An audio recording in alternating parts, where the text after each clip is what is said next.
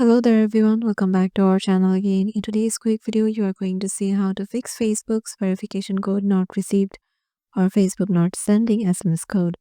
So there are some fixes from Facebook that you might be able to help.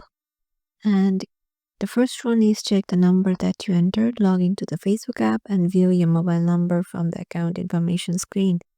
And if your entered number is wrong, scroll down and tap change phone number and then enter the correct number and tap continue.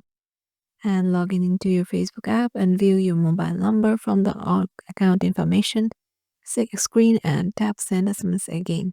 You can also use an email address, log into the Facebook app and view your mobile number from the account confirmation screen and tap confirm by email and enter your email address and tap on continue. And the last one is log into the Facebook app and view your email address from the account confirmation screen and then tap send email again. So these are the ways with which you can fix your Facebook verification code not received or Facebook isn't sending SMS code.